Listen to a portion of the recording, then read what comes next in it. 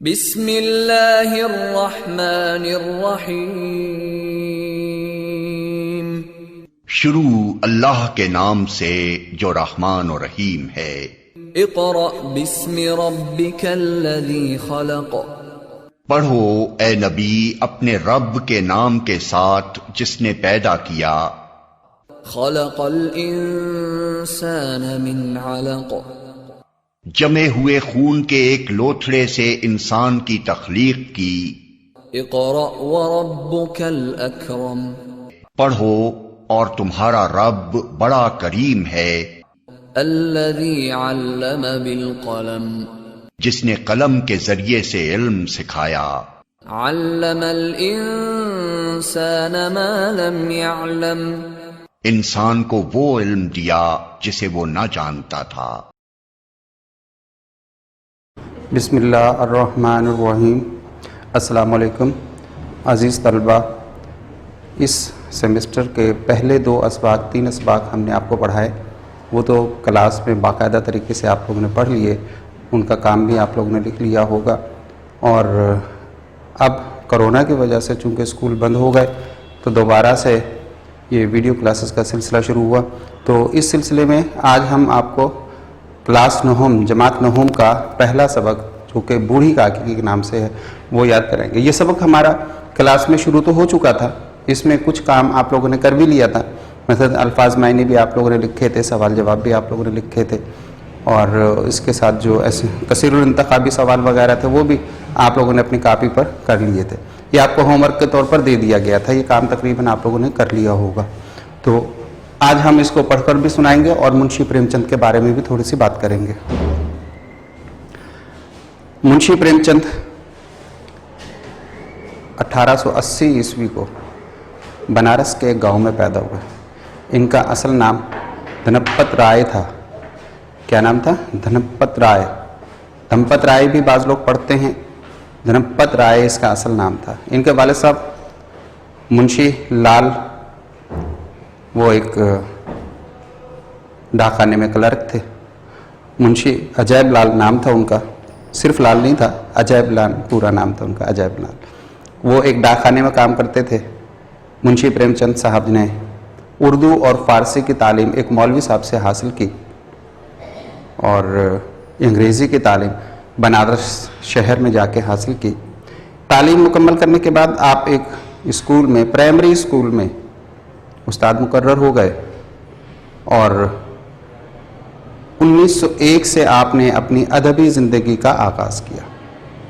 अदबी ज़िंदगी का मतलब आपने मज़मून लिखना शुरू किए, नावल और अफसाने लिखना शुरू किए। ये जो लिखने का काम शुरू हुआ ये 1901 से शुरू हुआ। इसके साथ साथ एक रिसाला था जिसका नाम ज़माना था,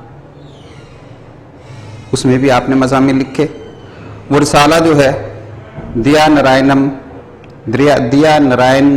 नगम के मलकियत था, उनकी मलकियत में था, उसके लिए भी आपने बहुत सारे मज़मून लिखे और अफसाने भी आपने बहुत लिखे।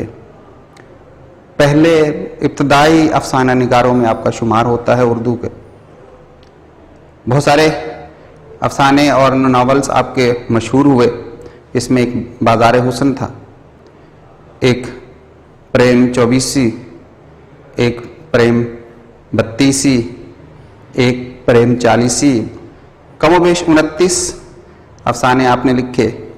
तो उनमें से चंदे किए हैं और इन्हीं में से एक सबक अभी हम आपको पढ़कर सुनाएंगे। 1936 ईस्वी में, जबकि आप 56 साल के थे, 56 ईयर्स के करीब आपकी उम्र हो गई थी, तो आपका विसाल हो गया। और ये अफसाने, ये मज़ामीन, ये नावल, ये सब अपनी यादगार के तौर पर छोड़कर इस दुनिया से रुखसत हो गए।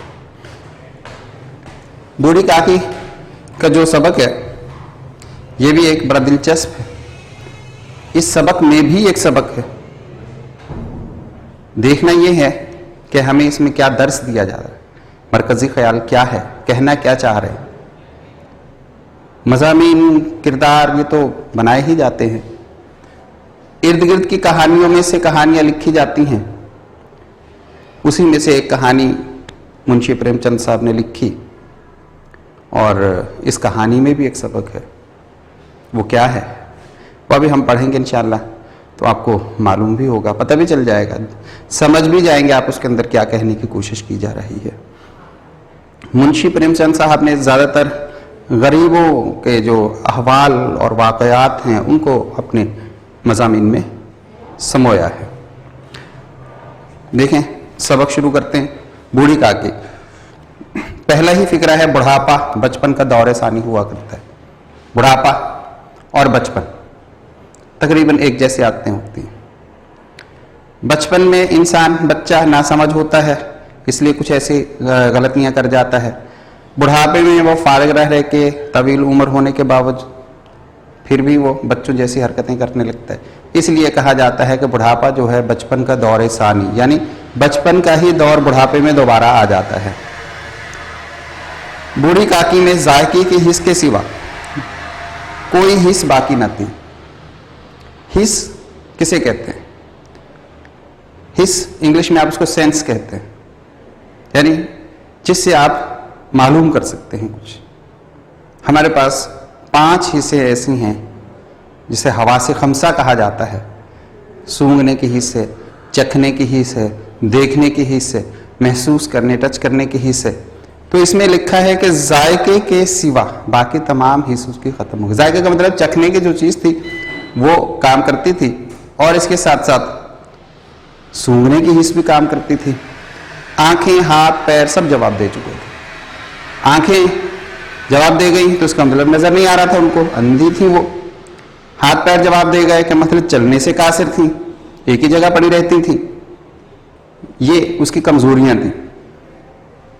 बाकी सूंघने की हिस्स काम कर रही थी, जायके की, चखने की हिस्स भी काम कर रही थी। हाथ पैर जवाब दे गए इसलिए जमीन पर पड़ी रहती थी। और जब घर वाले कोई बात इनकी मर्जी के खिलाफ करते, खाने का वक्त टल जाता या मिकदार काफी ना होती या बाजार से कोई चीज आती और इन्हें ना मिलती तो ये रोने लगती थी। मतलब ये चंद एक काम थे। खाने का वक्त ज्यादा हुआ, उनको खाना नहीं मिला, वो तब भी रोने लग जाते थे। खाना मिला लेकिन वो पूरा नहीं था, कम था, वो जब भी उसने रोने लग जाना। और बाजार से कोई चीज खाने की आई है, उसको नहीं मिली तो फिर भी उसने रोने लग जाना है। ये चंद ऐसे वाकयात है जिसकी बिना पर अब वो बेचारी रो ही सकती थी और क्या कर सकती, चल नहीं सकती, देख नहीं सकती, तो क्या करती फिर? एक जगह पड़े पड़े वो रो ही सकता है। जब इंसान मजबूर हो जाए, कुछ ना कर सके, तो सिर्फ उसका रोने पे बस चलता है। ये सब जगह होता है। सेहतमंद आदमी भी यहाँ के मजबूर हो जाता है और ये तो फिर बेचारी माजूर थी। और इनका रोना महज बिसोरना ना था। बिसोरना का मतलब कि ऐसा नहीं है कि भले हूं हाँ कर रही है बैठ के, बाकायदा आंसुओं से आवाज के साथ रोती थी। बिसोरना, रोने की आवाज तो आ रही है, आंसू नहीं आ रहे हैं। उसको बिसोरना जो बच्चे करते हैं, रोते तो हैं लेकिन आंसू नहीं आते, उसको कहते हैं बच्चों का बिसोरना। इसलिए ये था, ये बिसोरती नहीं थी, रोती थी, बाआवाज से बुलंद रोती थी, आवाज के साथ रोती थी। इनके शौहर को मरे हुए एक जमाना गुजर गया, एक अरसा हुआ, बहुत पुरानी कोई बात हो गई जब इनके शौहर का इंतकाल हुआ। 7 बेटे थे, जवान होते गए, एक एक करके वो 7 बेटे भी इंतकाल कर गए। शौहर का इंतकाल हुआ तो 7 बेटों का आसरा था, 7 बेटे इंतकाल कर गए तो अब आसरा खत्म। अब दुनिया में अकेली तन्हा रह गई। जब दाएं बाएं इधर उधर देखा तो दुनिया में सिर्फ उनका एक भतीजा उनको नजर आया, बाकी सब इंतकाल कर गए। कोई नहीं था दुनिया में, सिर्फ एक भतीजा जिसका नाम था बुद्धराम। अब इनका दुनिया में कोई नहीं, एक भतीजा जिसका नाम बुद्धराम था। लिहाजा इसने अपनी सारी जायदाद, जमीन, घर, जो कुछ भी था, वो सारी जायदाद, वो सारी प्रॉपर्टी उस बुद्धराम के नाम कर दी। वो इनका भतीजा, भाई का बेटा था। जब बचा ही वो एक, मरने के बाद भी उसी को मिलनी थी, तो उसने अपनी जिंदगी में ही उसके नाम कर दी। इन हजरत ने लिखाते वक्त तो खूब लंबे चौड़े वादे किए, बुधराम की बात हो रही है। बुधराम साहब को जब जमीन मिल रही, जायदाद मिलने लगी, तो उसने बड़े वादे किया, जी मैं अपनी बहन को ऐसा रखूंगा और ऐसा रखूंगा और ये इनकी खिदमत होगी। ये हमेशा ही होता है, जब कोई चीज मिल रही होती है तो इंसान एक से बढ़कर एक एफिशिएंसी दिखाता है, अपनी कारकर्दगी दिखाता है। लेकिन जब वो चीज नाम आ गई, उसके बाद क्या होता है? इस कहानी में भी यही चीज नजर आएगी। क्या हुआ? जमीन अपने नाम लिखाते वक्त तो खूब लंबे चौड़े वादे किए, लेकिन वो वादे सिर्फ सब्ज बाग थे। सब्ज बाग का मतलब धोखा।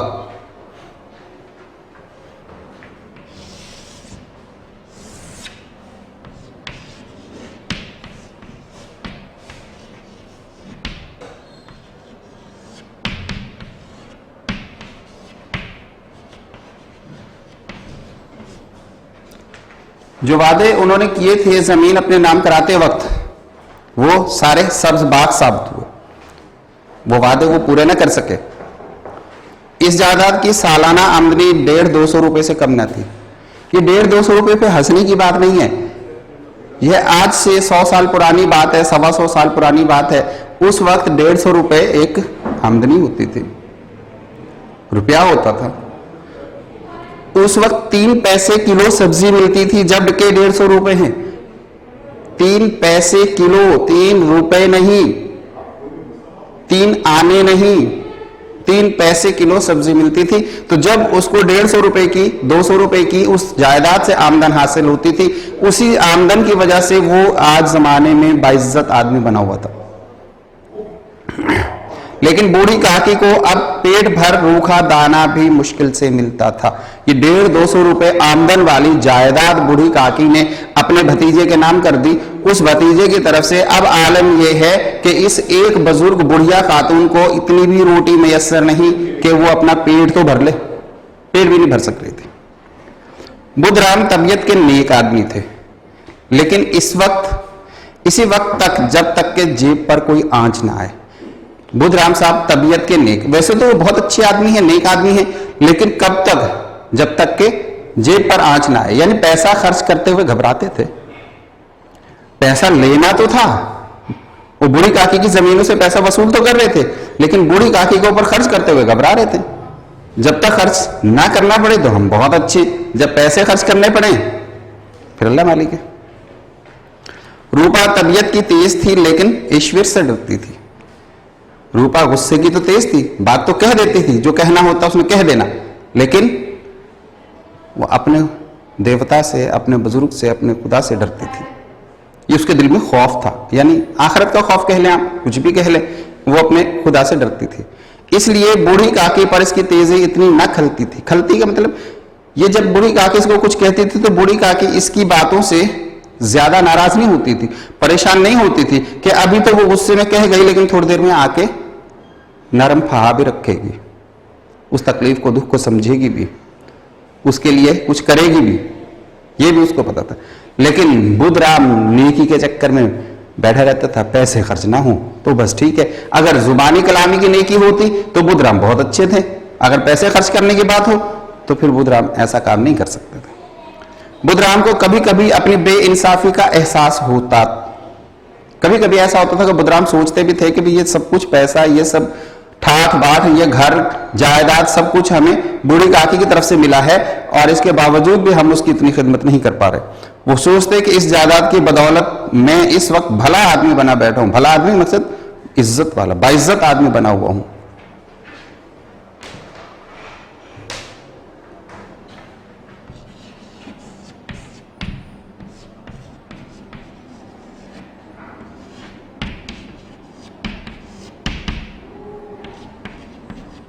भला आदमी बना बैठा हूं, बाइज्जत आदमी बना हुआ।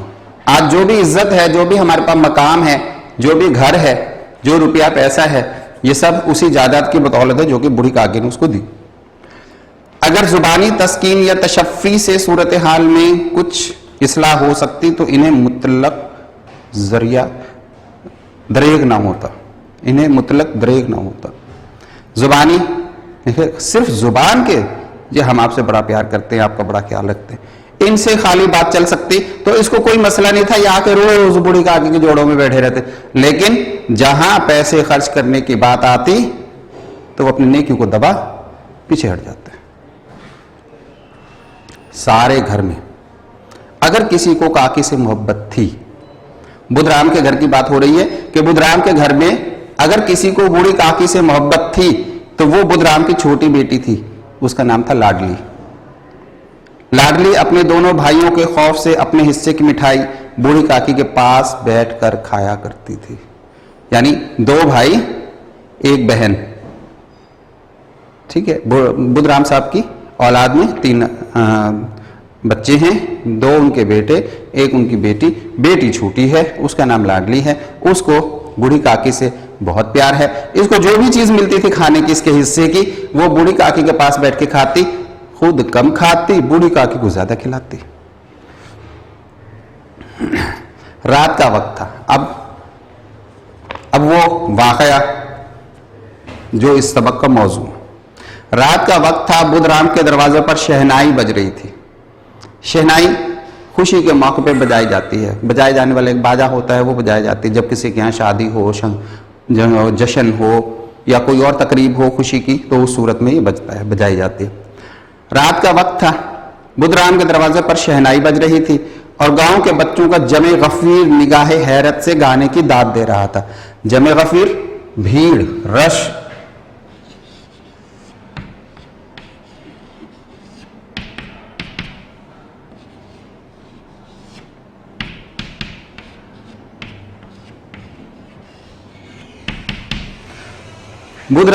बुधराम के घर के सामने शहनाई बज रही थी और गांव के सारे बच्चे उनके सामने शहनाई के सामने बैठे हुए थे। शहनाई में जो कुछ पढ़ा जा रहा था, गाया जा रहा था, वो उसको सुन रहे थे और खुश हो रहे थे।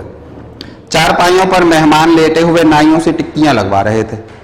चारपाइयां बिछी हुई थी, मेहमान उस पर लेटे हुए थे, नाई उनकी खिदमत कर रहे थे। टिक्कियां लगाने का मतलब यहाँ खिदमत करना है। पहले जमाने में पाकिस्तान और भारत में आज भी बड़े घरानों में खुशी का कोई मौका हो, शादी का हो या इंतकाल का हो, तो नाई को बुलाया जाता है, वो घर के कामकाज संभालता है। यहाँ भी नाई को बुलाया गया। बल्कि थोड़ी देर और पीछे जाए अरसे में तो नाइयों को इतना मकाम हासिल था, बाज बड़े घराने अपनी बच्चियों के रिश्ते खुद नहीं करते थे, न देखने जाते थे। नाई के जिम्मे होता था, इसको बता दिया जाता था। वो किसी भी गांव में किसी उनकी बिरादरी के हिसाब से करके आ जाता था, बता देता था जी हमने फलां के बेटे से आपकी बेटी का रिश्ता तय कर दिया। वो लड़का देखने भी नहीं जाते थे। तारीख भी नाई देकर आएगा, रिश्ता भी नाई करके आएगा, रस्म रसूम भी नाई करके आएगा। बेटी का बाप वो भाई वो नहीं जाते थे।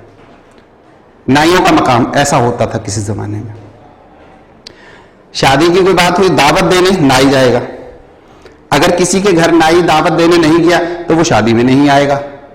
अगर पूछो तो भाई क्यों नहीं आए, क्यों? वो कहते क्यों, क्या नाई भेजा था मेरे घर है? ये एक तंज होता था कि मेरे घर को दावत भेजी तो तुमने, जो मैं हूं। तो नाइयों का इतना मकाम होता था कि ये पूरा घर संभालते थे। यहां पर भी नाई जो है मेहमानों की खिदमत में लगे हुए हैं। बुधराम के लड़के सिख राम का तिलक आया था। ये हिंदुओं में एक रस्म है, तिलक।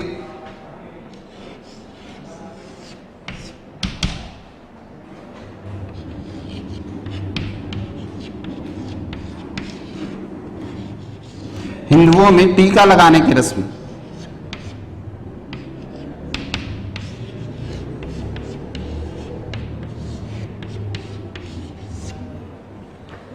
टीका लगाने की रस्म। ये टीका इंजेक्शन नहीं है, इंजेक्शन मत समझ लेना कि पता चले कि बुधराम के बेटे को कोई इंजेक्शन लगने जा रहा है।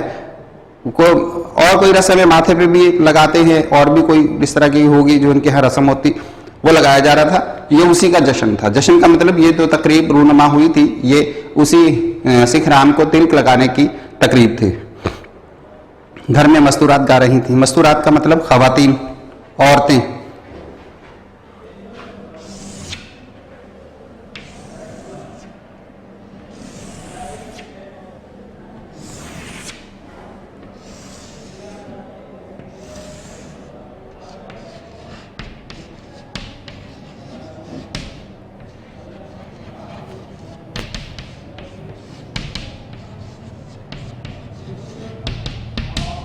औरतें, खवातीन, मस्तूरात के मायने।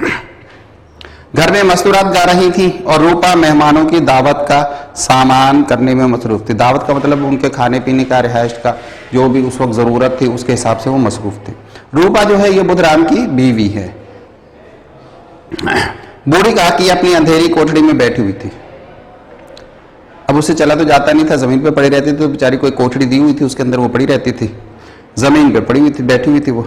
ये लज्जत आमेज खुशबू उन्हें बेताब कर रही थी। लज्जत आमेज खुशबू यानी मेहमानों के लिए जो खाने की चीजें बन रही थी, जो डिशें बन रही थी, उसकी जो खुशबू थी वो बूढ़ी काकी को बेताब किए जा रही थी। वो दिल में सोचती थी कि शायद मुझे पूरियां ना मिलेंगी, इतनी देर हो गई कोई खाना लेकर नहीं आया है, खाना पक रहा है, उसकी खुशबू आ रही है उनको। अब वो सोच रही है दिल में बैठे, कर तो कुछ नहीं सकती, नजर उनको आता नहीं, तो वो सोच रही है कि खाना भी कोई नहीं लेकर आया, शायद कि आज मुझे खाना मिले ही नहीं। खाना क्या बन रहा था? पूरियां बन रही थी, कचौरियां बन रही थी, इनके साथ जो लवाजमात हैं वो सारी चीजें उसके अंदर शामिल थी। खुशी का समय है तो खुशी के खाने बनेंगे। बूढ़ी काकी के चश्मे ख्याल में पूरियों की तस्वीर नाचने लगी। चश्मे ख्याल का मतलब तसव्वुर।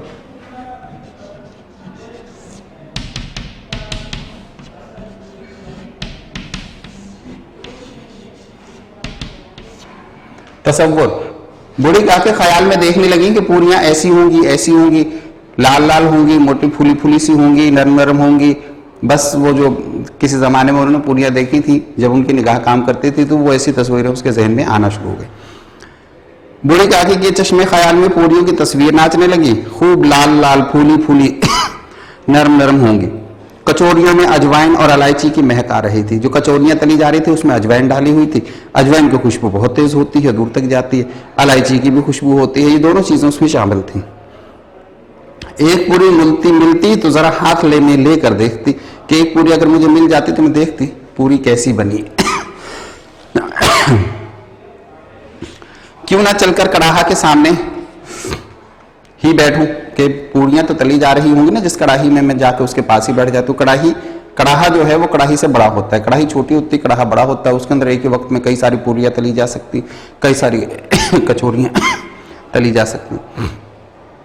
पूरियां छुन छुन कड़ाहा में तैरती होंगी। वो ख्यालों में बैठी देख रही है कड़ाही में पूरियां तैर रही ऐसी होंगी।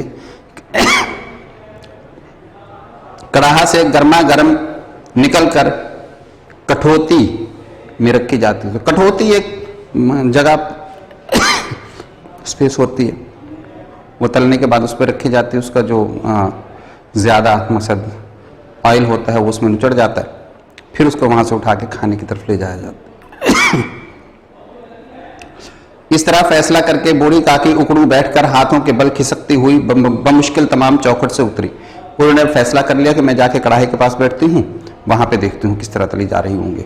अब नजर तो नहीं आ रहा, लेकिन चश्मे तसव्वुर तो है ना, उसके जरिए तो महसूस कर ही सकती हैं। अब बहुत मुश्किल से वो अपनी कोठड़ी से निकली, धीरे धीरे रेंगती हुई कड़ाहा के पास पहुंच गई।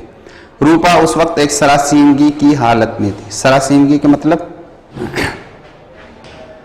बेचैनी,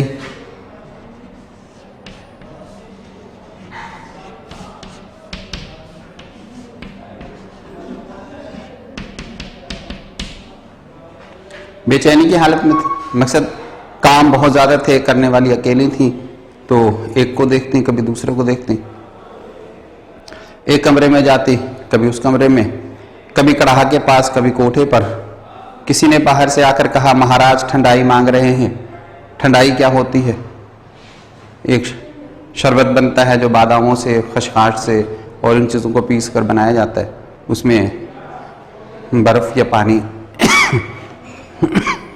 मिलाकर बढ़ा लिया जाता है, वो भी पिया जाता है, उसको ठंडाई कहते हैं। ठंडाई देने लगी। इतने में फिर किसी ने कहा, भाट आया है, इसे कुछ दे दो। भाट कौन होता है? भाट गाना गाने वाले होते हैं।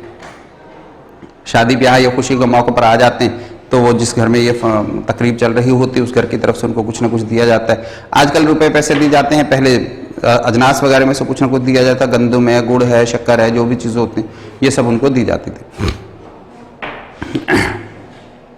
भाट के लिए से धार निकाल रही थी कि एक तीसरे आदमी ने आकर कहा, अभी खाना तैयार होने में कितनी देर है?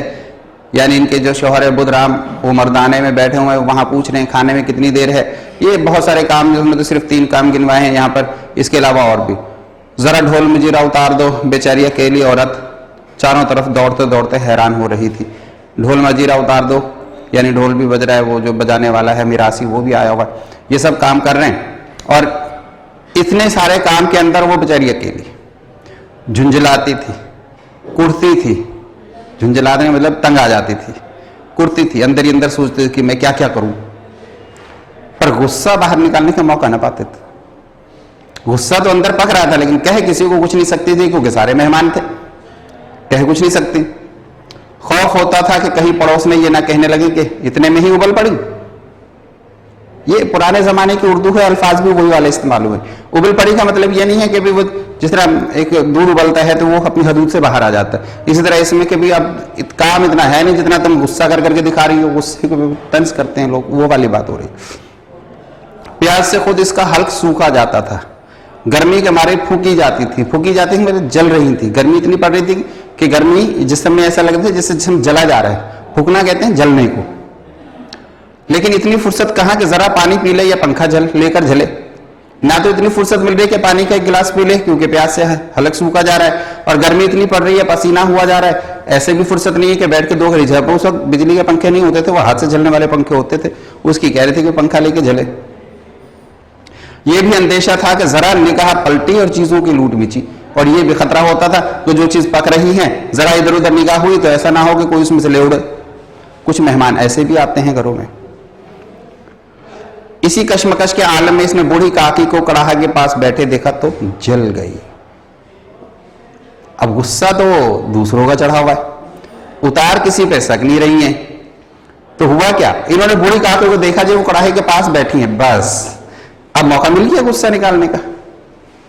जल गई, गुस्सा आ गया, गुस्सा ना रुक सका, ये ख्याल ना रहा कि पड़ोस में बैठी हुई हैं दिल में क्या कहेंगी, ये तक भी सोचा नहीं कि मेहमान घर में बैठे हैं, ऐसी हालत में इस बुजुर्ग खातून को कुछ बोलेंगे तो लोग क्या कहेंगे, नहीं, मर्दाने में लोग सुनेंगे तो क्या कहेंगे, ये भी उसको फिक्र नहीं। जैसे मेढक केचवे पर झपटता है, केचवा एक लंबा सा कीड़ा होता है, कीचड़ में पानी में होता है, वो मेंढक की खुराक होता है, मेंढक को जहां नजर आता है वो उसको पकड़ के खाता है, तो मेंढक जैसे केचवे पर झपटा, ये उसकी मिसाल दी जा रही।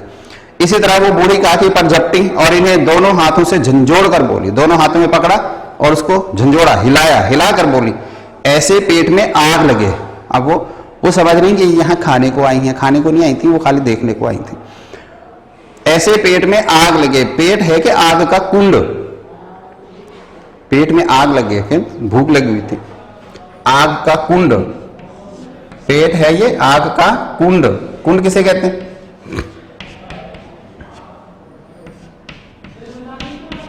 आग का गढ़ा, कि किसी गढ़े में लकड़ियां डाल के आग लगा दी जाती है तो उसमें जितनी लकड़ियां डालते जाओ जलती जाती, खत्म होती जाती, गढ़ा है कि भरता नहीं। उसकी मिसाल दी है कि जिस तरह आग का गढ़ा है वो लकड़ियों से भरता है, इसी तरीके से कि तुम्हारा पेट है ये क्या आग का कुंड है कि इसमें जो कुछ डालो सब खत्म। कोठरी में बैठे क्या दम घुटता था, कोठरी में बैठे थे क्या दम घुट रहा था। अभी मेहमानों ने खाया नहीं, तब तक सब्र ना हो सका कि खाना तैयार तो हो रहा है, बटा नहीं, मेहमानों ने नहीं खाया, जिनको बुलाया गया है, जो इस तकरीब में आए हैं, तब तक सब्र नहीं हो सका कि जब तक रोक नहीं सकी अपने आप को, आकर छाती पर सवार हो गई। गांव देखेगा तो क्या कहेगा कि आके बैठ गई यहाँ पे, गांव देखेगा तो क्या कहेंगे कि बुढ़िया को पेट भर खाना नहीं मिलता, तभी तो इस तरह बौखलाई फिरती है। इस ख्याल से इसका गुस्सा और भी तेज हो गया कि लोग क्या सोचेंगे कि इस बुजुर्ग को, इस खातून को खाने को नहीं देते, जब ये कढ़ाई के पास आके बैठ गए। सोचने की बातें हैं, लाजिम तो नहीं कि हर कोई सोचे। नाम बेचने पर लगी है, नाक कटवा के दम लेगी, नाक कटवाने का मतलब बेइज्जती करा के दम लेगी, नाम बेचने का मतलब भी बेइज्जती।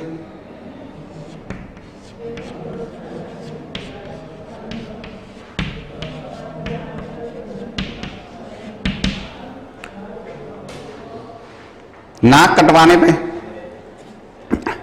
दम लेगी, इतना ठूंसती है जाने कहां भस्म हो जाता है। इतना तुम खाती हो, इतना खाने को देते हैं हम, और वो खाती है तो कहां चला जाता है। भस्म का मतलब जल जाता है, जिस तरह आग में लकड़ियां जल जाती हैं उसको कहते हैं भस्म, जल जाना, जलकर राख बन जाना, इसको कहते हैं भस्म होना। भस्म हो जाता है। भला चाहती हो तो जाकर कोठड़ी में बैठो। भला का मतलब अगर तुम अपना भला चाहती हो, अपना फायदा चाहती हो, इज्जत चाहती हो, तो चुपके से कोठड़ी में जाके बैठो। जब घर के लोग लगेंगे तो तुझे भी मिलेगा। मेहमान पहले खाएंगे, उसके बाद घर वाले खाएंगे, जब घर वाले खाएंगे तो तुम्हें भी बुलाया जाएगा, तुम्हें भी दिया जाएगा। क्यों इतना अपने आप को बेसब्रापन जाहिर करती हो? बूढ़ी काकी ने सर न उठाया, न रोई, न बोली, यानी सब्र किया। जायदाद की मालिक भी यही है, इसकी वजह से सारे फंक्शन, सारे उनकी तकारीब हो रही हैं, इसी की वजह से सारी इज्जतें हो रही हैं और उसी की बेइज्जती हो रही है।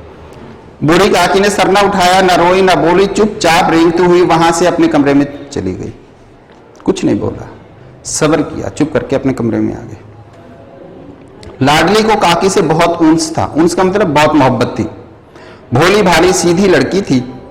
तिफलाना शोखी और मुसर्रत की इसको बू तक ना थी। तिफलाना शोक तो बच्चों वाली हरकतें नहीं थी, संजीदा किस्म की बच्ची थी, मामले को समझने वाली। वो झुंझला रही थी, वो भी गुस्से में पेचोताब खा रही थी कि ये लोग काकी को क्यों बहुत सारी पूरियां नहीं दे देते, कि भी इनको क्या जाता है अगर काकी को बहुत सारी पूरियां दे रखते हैं उसके सामने, लो भाई खा लो, कितना खा लोगी, आखिर को पेट ही है, 2 की जगह 4, 4 की जगह 6, और कितनी खा लेगी? कोई सारी थोड़ी खा लेगी, 50-60 खाएगी क्या? मेहमान सब की सब थोड़ी ही खा जाएंगे, कि मेहमान ये सारी थोड़ी खा जाएंगे, इसमें से बचेंगी तो ना। फिर अगर मेहमानों से पहले बूढ़ी काकी को दे देंगे तो क्या हर्ज होगा? ये भी वो बच्ची सोच रही है, ये लाडली जो रूपा की बच्ची है ये इस बात को सोच रही है। और अगर काकी ने मेहमानों से पहले ही खा लिया तो क्या बिगड़ जाएगा? इसको काकी से मोहब्बत थी, ऊंच थी, तो अम्मा ने जब उसको खिरका डांटा तो इसको तकलीफ हुई। अब वो ये बैठी सोच रही है कि अगर इसको बहुत सारी पूरियां दे देंगे तो कौन सी कमी आ जाएगी? मेहमानों ने नहीं खाया, भाई मेहमानों से पहले खा लेगी तो कौन सी कमी आ जाएगी? दे दो उसे। वो काकी के पास जाकर उसे तशफ़ी देना चाहती, तशफ़ी का मतलब तसल्ली देना चाहती थी, लेकिन माँ के खौफ से न जाती थी। अपनी माँ के डर के मारे वो वहां ना पहुंच पाई। इसने अपने हिस्से की पूरियां मुतलक ना खाई, बिल्कुल नहीं खाई। जो भी पूरियां इसके हिस्से की मिली 2, 4, 6, 8, उसने वो सारी पूरियां खाई नहीं। क्या किया? अपनी गुड़ियों की पटारी में बंद कर रखी थी। गुड़िया रखने की जो जगह थी, एक वो पटारी होती है, खजूर के पत्तों से बनी होती है, सरकंडे से बनी होती है, ये पहले जमाने में इन चीजों से बनती थी, उसके अंदर रखी हुई थी। वो ये पूरियां काकी के पास ले जाना चाहती थी। वो चाहती थी कि जो पूरियां मुझे मिली हैं मैं ये पूरियां काकी के पास लेके जाऊं। इसका दिल बेकरार हो रहा होगा, है? काकी सोच रही होगी कि मुझे पूरियां मिलेंगी, बेकरार हो रहा होगा। बूढ़ी काकी मेरी आवाज सुनते ही उठ बैठेंगी। अब ये जब कह रही कि मैं बूढ़ी काकी के पास जाऊंगी, ख्याल में सोच रही कि बूढ़ी काकी मेरी आवाज सुनते ही उठ बैठेंगी, पूरियां देखकर कैसी खुश होंगी और मुझे खूब प्यार करेंगी। ये लाडली के ख्यालात हैं, जो कि अभी बच्ची है। अब रात के 11 बज चुके थे, वो फंक्शन तो खत्म हो गया, रात के 11 बज चुके। रूपा आंगन में सो रही थी। आंगन का मतलब सेहन, घरों में पहले सेहन होते थे और अब भी बाज़ जगहों पे घरों में सेहन बनाए जाते हैं जहाँ गर्मी ज्यादा होती है।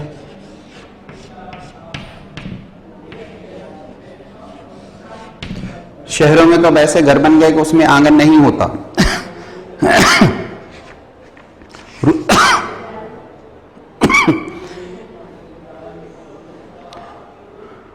रूपा आंगन में सो रही थी। लाडली की आंखों में नींद न आती थी। काकी को पूरियां खिलाने की खुशी उसे सोने न देती थी। अब वो अपनी माँ के साथ लेटी हुई है। रूपा सो गई, थकी हारी, सारे दिन का काम किया हुआ, और काकी सो नहीं पा रही। उसने पूरियां इकट्ठी कर रखी हैं। वो सोच रही है कि कब मुझे मौका मिले मैं पूरियां लेके काकी के पास जाऊं।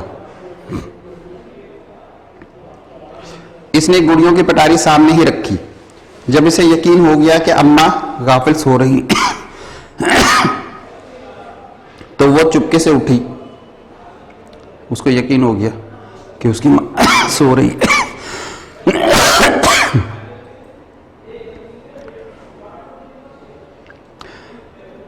जब उसे यकीन हो गया कि उसकी अम्मा गाफिल सो रही हैं तो वो चुपके से उठी और सोचने लगी कि कैसे चलूं, चारों तरफ अंधेरा है, सिर्फ चूल्हों में आग चमक रही थी। अंधेरा है, आंगन में सो रहे थे, अंधेरा हो रहा है और चूल्हों में आग है और कुछ उसको नजर नहीं आ रहा। लाडली की निगाह दरवाजे वाले नीम के दरख्त की तरफ गई। दरवाजे पे नीम का पेड़ लगा हुआ था। लाडली ने उसकी तरफ देखा, मारे खौफ के इसने आंखें बंद कर ली। उसको डर लगा नीम के दरख्त से, लिहाजा उसने आंखें बंद कर ली। इतने में कुत्ता उठ बैठा। उनके यहाँ कुत्ता पला हुआ था, वो कुत्ता भी उठ गया, जागने लगा। लाडली को ढारस हुई। कई सोते हुए आदमियों की निस्बत एक जागता हुआ कुत्ता इसके लिए ज्यादा तकवीयत का बायस बना। तकवीयत का मतलब कुव्वत, हिम्मत।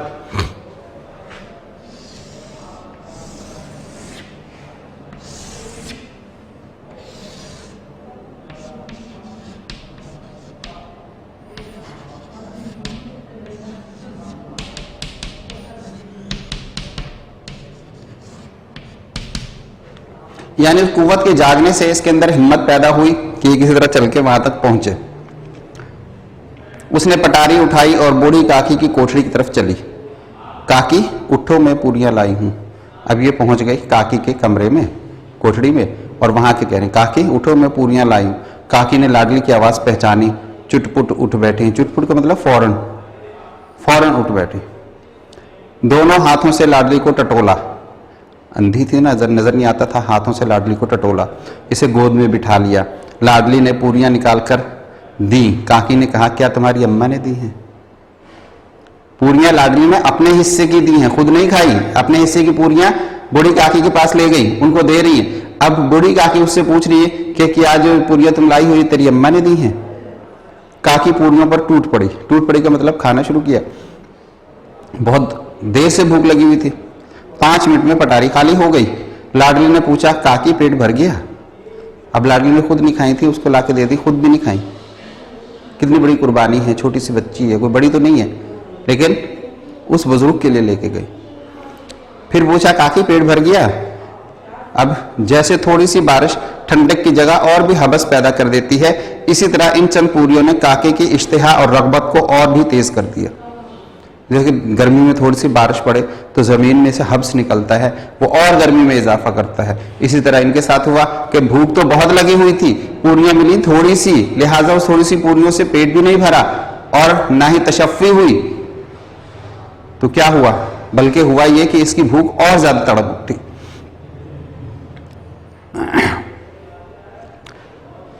बोली, नहीं बेटी, जाके अम्मा से और मांग लाओ। अब वो बोली, नहीं बेटा, भूख, पेट तो नहीं भरा, भूख लग रही है, अम्मी से और लेकर आओ।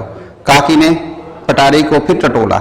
अब वो पूरियां होती हैं, इनके कुछ टुकड़े टुकड़े गिर जाते हैं, जहां भी हो, कागज पे हो, प्लेट में हो। अब वो पटारी में उसके चंद्रेजे पड़े हुए थे। चंद्रेजे का मतलब उसके टुकड़े पड़े हुए थे। पूरियां जो भुरती है ना, वो गिरी हुई थी उसके अंदर। उन्हें निकाल कर खा गई। उसमें से वो टुकड़े भी चुन के खा गई बूढ़ी काकी। यकायक लाडली से बोली, मेरा हाथ पकड़कर वहां ले चलो जहां मेहमानों ने बैठकर खाना खाया। कहां? वो जगह जिसे हम दस्तरखान कहते हैं, हिंदी में उसे पतल्लून कहा जाता है। पतल्लून से तलफ्फुज है, पतल्लून। लाडली इनकी मंशा न समझ सकी। लाडली समझ नहीं पाई कि ये क्या कहना चाह रही है कि जहां मेहमानों ने खाना खाया वहां ले जाओ। समझ नहीं आई, बच्ची है। इसने काकी का हाथ पकड़ा और उन्हें लाकर झूठे पतल्लून के पास बिठा दिया। वो पतल्लून वो जगह जहां मेहमानों ने बैठ के खाना खाया था, वहां ले गई। गरीब भूख की मारी फातरुल अक्ल, फातरुल अक्ल जिसकी अक्ल काम ना करे।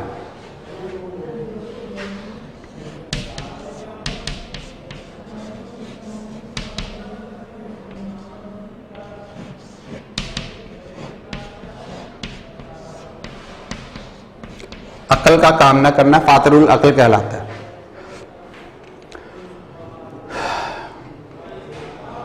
गरीब भूख की मारी फातरुल अक्ल बुढ़िया पतल्लों से पूरियों के टुकड़े चुन चुन कर खाने लगी। अब वो मेहमानों ने जहां खाया था वहां भी पूरियों के टुकड़े टूट टूट टूट के गिरे। वो जब वहां गिरे हुए थे तो ये वहां से वो टुकड़े उठा के खाने लग गए। एन इसी वक्त रूपा की आंख खुली, लाडली की अम्मा की आंख खुली। उसे मालूम हुआ कि लाडली मेरे पास नहीं है। लाडली चूंकि बच्ची थी, अपनी माँ के साथ सोती थी, तो माँ की आंख खुली तो उसने देखा लाडली नहीं है। चौंकी, एकदम चौंक सी गई, बच्ची नहीं है। क्या हुआ? चारपाई के इधर उधर ताकने लगी, इधर उधर देखा, ताकने लगी, देखा, देखने लगी कि कहीं लड़की नीचे तो नहीं गिर पड़ी, कि चारपाई से नीचे तो नहीं गिर गई। उसे वहां ना पाकर वो उठ बैठी। जब नीचे भी देख लिया दोनों तरफ चारपाई के, तो बच्ची नजर ना आई तो वो उठ के बैठ गई। तो क्या देखती है? उसकी निगाह पड़ी एकदम से, लाडली झूठे पतल्लू के पास चुपचाप खड़ी है, वो वहां खड़ी है और बूढ़ी काकी इन पतल्लू पर से पूरियों के टुकड़े उठा उठा कर खा रही है। अब इसकी निगाह पड़ी, इसने देखा कि इसकी बेटी लाडली खड़ी हुई है और बूढ़ी काकी वहां जहां मेहमानों ने खाना खाया था वहां उनके खाने से जो वहां पर पूरियों के टुकड़े गिरे हुए थे वो वहां से पूरियों के टुकड़े चुन चुन के खा रही है। रूपा का कलेजा सुन हो गया, कलेजा सुन हो गया मतलब परेशान हो गई। रूपा को अपनी खुद गर्जी,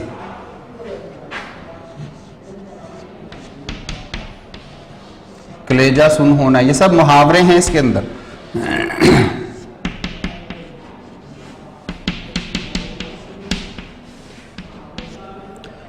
वो निदामत से परेशान होगी कि जिस बुढ़िया की जायदाद से आज हम मजे उड़ा रहे हैं वो बुढ़िया मेहमानों के बचे हुए टुकड़े खा रही है।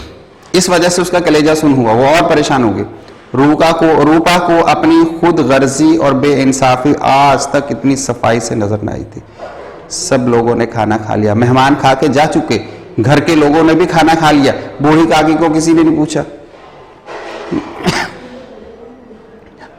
हाय मैं कितनी बेरहम हूं। अब उसको एहसास हुआ कि मैं कितनी बेरहम हूं, जिसकी जायदाद से मुझे 200 रुपए साल की आमदनी हो रही है, कि जिसकी जायदाद की वजह से मुझे 200 रुपए साल की आमदनी मिल रही है, रुपए मिल रहे हैं, पैसे मिल रहे हैं, इज्जत मिल रही, जगह मिल रही, जायदाद मिल रही, इसकी ये दुर्गत का मतलब यह हालत।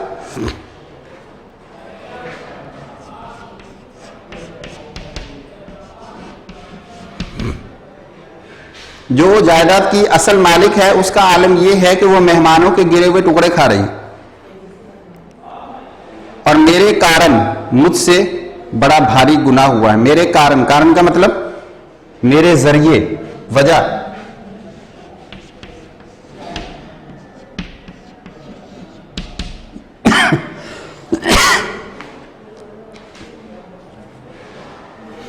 कि मेरी वजह से ये हुआ, मुझसे बड़ा भारी गुनाह हुआ, मुझसे बहुत बड़ा गुनाह हो गया है। आज मेरे बेटे का तिलक था, तिलक वही रस्म टीका लगाने वाली, सैकड़ों आदमियों ने खाना खाया। एहसास अंदर से उठा कि तकरीब मेरे घर में थी, बेटा मेरा था, तिलक उसका हो रहा था, मेहमानों ने, सैकड़ों लोगों ने खाना खाया, मैं इनके इशारे की गुलाम बनी हुई थी कि जो पानी देना, खाना देना, पूरियां खत्म हो गई, सालन खत्म हो गया, तरकारी खत्म हो गई, पता नहीं क्या क्या, जिधर से आवाज आती थी रूपा उधर चल पड़ती थी, उनकी गुलाम बनी हुई थी। अपने नाम के लिए, अपनी बड़ाई के लिए लोग मुझे कहेंगे देखो जी बहुत अच्छी है। अपनी बड़ाई के लिए सैकड़ों रुपए खर्च कर दिए, लेकिन जिसकी बदौलत हजारों रुपए खाए उसे इस तकरीब के दिन भी खाना, पेट भरकर खाना नसीब न हुआ। अब ये एहसास उसको हो चला कि भाई मेहमानों ने खाया, सबने खाया, इसके पैसों की बदौलत सब कुछ हुआ है और उसी बंदी को आज पेट भर के खाना नहीं मिला। महज इसलिए ना कि वो बुढ़िया है, बेकस है, बेजुबान है, महज इसलिए कि बुढ़िया है, कर कुछ नहीं सकती, डांट नहीं सकती, रोक नहीं सकती, उसमें इतनी ताकत नहीं, सिर्फ इसलिए बेजुबान है, जुबान नहीं चलाती है। उसने चिराग जलाया, चिराग, लाइट तो होती नहीं थी, चिराग ही रोशन होते थे, उन्होंने चिराग रोशन किया, अपने भंडारे का दरवाजा खोला। भंडारा कहते हैं बावर्ची खाने को, भंडारा।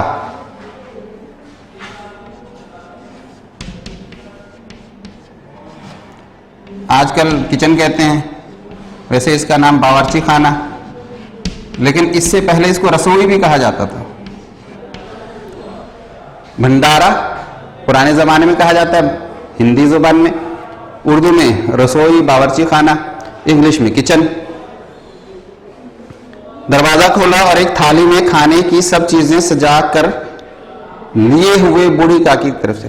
थाली मुझसे छोटी नहीं थी, एक बड़ी सीनी सी होती है, बड़ी परात होती है, उसके अंदर सारे खाने थोड़े थोड़े रख लिए जाते हैं। हिंदुओं के यहाँ खास तौर पर ये दस्तूर है कि वो बड़ा सा एक परात सी होती है, चौड़ी सी, उसके अंदर हर किस्म के खाने थोड़े थोड़े रखे जाते हैं और वो पूरी परात ही मेहमान के या किसी के भी सामने रख दी जाती, उसको सीनी भी कहते हैं।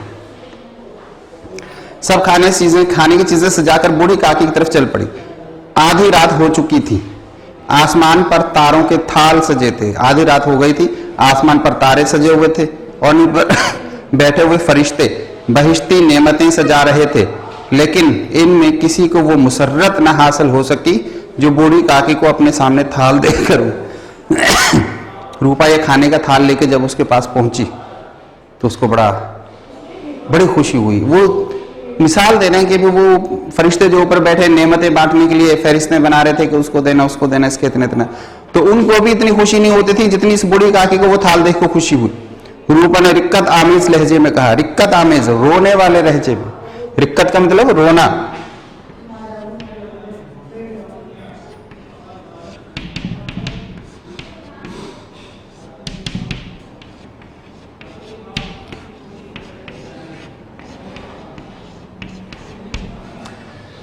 निदामत के वक्त जो आंसू बहते हैं उस वक्त जो आवाज निकलती है उसको कहते हैं रिक्कत आमेज लहजा।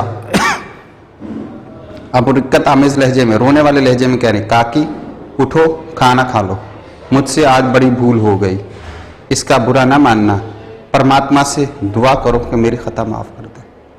खाना लेकर आई, उसके पास लेके बैठी, उसको कहने लगी कि देखो मुझसे गलती हो गई, खता हो गई, खता गलती को कहते, मुझसे बड़ी भूल हुई, बड़ी गलती हुई, इसका बुरा मत मानना, परमात्मा से दुआ करो कि मेरी खता माफ करे। परमात्मा भगवान को कहा जाता तो उससे दुआ करो कि वो मेरी इस गलती को माफ कर दे। भोले भाले बच्चे की तरह जो मिठाइयाँ पाकर मार और घुरकियाँ सब भूल जाता है। घुरकियाँ का मतलब झिड़कियाँ, डांट डपट में जो बंदे अल्फाज बोलते हैं उसको घुरकियाँ कहते हैं। कि ये पाकर बूढ़ी काकी बैठी हुई खाना खा रही थी कि जिस तरह बच्चों को डांटो डपटो, जब उसको टॉफी मिलती है, चीज़ मिलती है, मिठाई मिलती, तो वो सब कुछ भूल के खाने में लग जाता है। बूढ़ी काकी का भी उसने यही हाल बयान किया कि जिस तरह बच्चे डांट भूल जाते हैं, मार भूल जाते हैं, जब उनको अच्छी चीज़ मिलती है खाने को सब कुछ भूल जाते हैं, तो बूढ़ी काकी का भी यही हाल था कि जब इसको वो खाने की परात आगे मिली तो वो सब कुछ भूल गए। वो अब खाना खा रही है, इनके एक एक रुएं से सच्ची दुआएं निकल रही थी। सच्ची दुआएं मतलब वो पेट भर के खाना खा रही थी, उसके मन से दुआ निकल रही थी, और रूपा बैठी ये रूहानी नज़ारा देख रही थी। रूपा बैठी थी, वो खा रही थी, रूपा को सुकून मिल रहा था, जहनी सुकून मिल रहा था। ये सबक यहाँ पे ख़त्म। लेकिन बात वही है कि जिस बंदी ने एहसान किया उसी बंदी को पेट भर खाना नहीं मिला। इसको कहते हैं एहसान फरामोशी। बुधराम साहब ने तो आके पूछा भी नहीं, जो नेक आदमी थे। रूपा तबीयत की तेज जरूर थी लेकिन ईश्वर से डरती थी। ये उस फिक्रे का यहाँ के तर्जुमे मिलता है कि गुस्सा तो उसने किया, डांटा भी सही, लेकिन आखिर में संभाला किसने, खाना किसने दिया? रूपा ने ही लाके दिया। समझे? इसके सवालों जवाब आपको हमने करवा दिए थे और जुमलों में इस्तेमाल भी, और इसके अंदर जो कसरुल इंतखाबी ये सब भी। लेकिन अब आप लोगों को जो इसमें घर का काम जो आप लोगों ने करना है वो क्या है?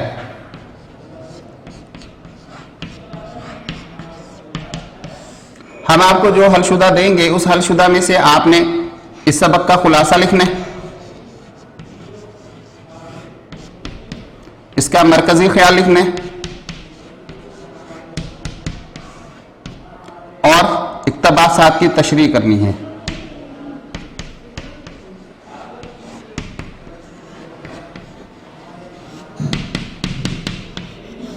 इक्तबासात की तशरीह बमय हवाला, हवाले के साथ जो इक्तबासात दिए गए हैं उनकी तशरीह भी करनी है, खुलासा भी करना है। आधा काम आप लोग कर चुके थे, आधा काम ये अभी बाकी था, ये आप लोग इसको मुकम्मल कर लेंगे और जो भी हम आपको लिखा हुआ देंगे उसके अंदर से आपको ये सब चीज़ें दस्तयाब हो जाएंगी। ये सबक यहाँ ख़त्म होगा। इंशाअल्लाह अगले हफ्ते एक नए सबक के साथ दोबारा हाजिर होंगे और उसका काम भी हम आपको बताएंगे क्या करना है। तब तक के लिए अल्लाह हाफिज़।